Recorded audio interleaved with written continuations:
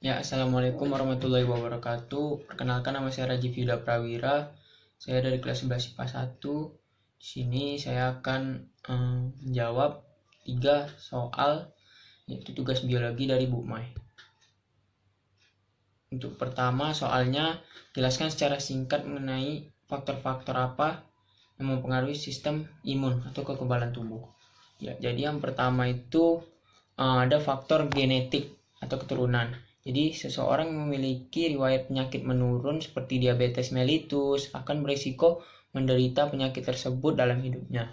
Yang kedua, ada faktor fisiologis. Jadi fungsi organ yang terganggu akan mempengaruhi kerja organ yang lain seperti berat badan yang berlebihan, akan menyebabkan sirkulasi darah kurang lancar sehingga dapat meningkatkan kerentanan terhadap penyakit. Untuk yang ketiga, faktor tidur. Jadi kadar sitokinin sistem kerjanya sangat dipengaruhi oleh pola tidur seseorang ketika kadar hormon itu berubah-ubah dapat mempengaruhi imunitas selular sehingga kekebalan tubuh akan melemah. Ya, untuk yang keempat, penggunaan obat-obatan. Jadi konsumsi obat antibiotik yang berlebihan akan menyebabkan bakteri menjadi lebih resisten. Sehingga ketika bakteri menyerang lagi, maka sistem kekebalan tubuh akan gagal melawannya.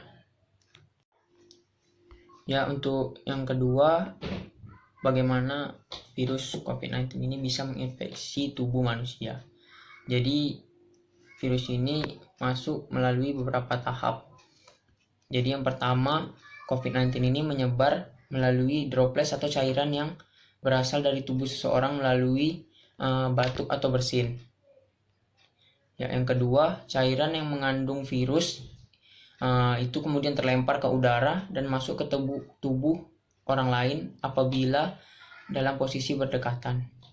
Yang ketiga, jika tidak, virus akan menempel di benda-benda di sekitar yang pernah dilalui oleh penderita. Ya, untuk yang keempat, dari sana tangan orang yang masih sehat bisa saja menyentuh benda-benda tersebut dan tidak sadar memasukkan virus itu ke dalam tubuh. Untuk yang kelima, kemudian virus itu menempel pada bagian reseptor di sel-sel dan mulai berkembang di sana. Kemudian yang keenam, partikel virus ini kemudian bergerak dengan cepat ke bagian belakang saluran hidung dan membran mukosa di belakang tenggorokan. Ya. Yang ketujuh, virus corona memiliki permukaan berupa protein yang berujung runcing. Kemudian yang ke-8, bagian runcing ini dengan mudah menempel atau mengalir pada sel membran dan memungkinkan material genetik virus masuk dalam sel tubuh manusia. Kemudian yang ke-9, selanjutnya material genetik itu akan membajak metabolisme sel yang menyebabkan sel tersebut tidak berfungsi normal dan bekerja memperbanyak virus. Kemudian yang ke-10, saat virus ini berkembang, mereka mulai menginfeksi sel-sel di sekitarnya. Yang ke-11, virus-virus itu kemudian menular dengan sangat cepat ke bagian bawah tubuh hingga mencapai tabung bronkial. Kemudian yang ke-12, ketika virus telah mencapai paru-paru, membran-membran mukosa jadi terinfeksi. Akibatnya alveol atau lung sacs harus bekerja lebih keras untuk menjalankan fungsinya. Kemudian yang ke-13, jika terdapat pembengkakan membuat oksigen lebih sulit bergerak melintasi membran mukosa. Kemudian yang ke-14, pembengkakan dan gangguan aliran oksigen dapat menyebabkan area di paru-paru penuh dengan cairan, nanah, dan sel mati. Kemudian yang terakhir, pada titik itu infeksi paru yang disebut sebagai pneumonia bisa terjadi. Ya, untuk soal yang nomor 3 itu bagaimana langkah pencegahannya. Ya, jadi ada beberapa cara untuk mencegah virus COVID-19 ini. Ya, yang pertama, cuci tangan. Tindakan pertama yang dapat dilakukan untuk menangkal virus corona adalah dengan rajin mencuci tangan sebab tangan adalah salah satu anggota tubuh yang menjadi sumber penyakit. Cuci tangan dengan durasi minimal 20 detik. Kemudian yang kedua, hindari menyentuh wajah.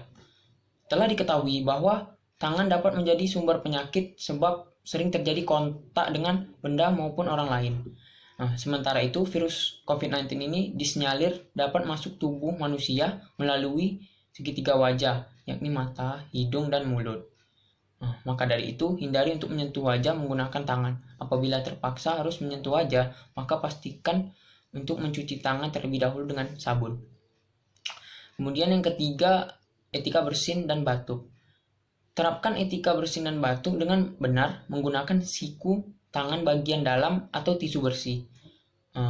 Sebab cairan yang diproduksi pada saat batuk dan bersin tersebut dapat menjadi media penularan virus COVID-19. Apabila Anda menggunakan tisu, maka segera buang ke tempat sampah dan cuci tangan menggunakan sabun hingga bersih dan kering kembali. Yang keempat, memakai masker.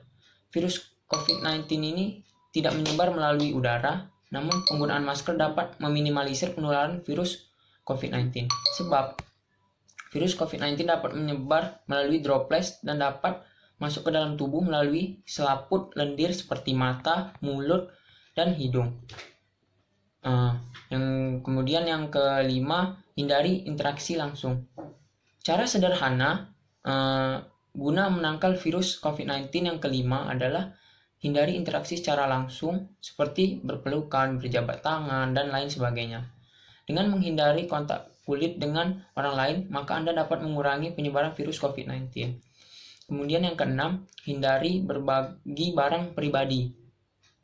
Barang pribadi milik orang lain dapat saja meningkatkan resiko penularan virus COVID-19.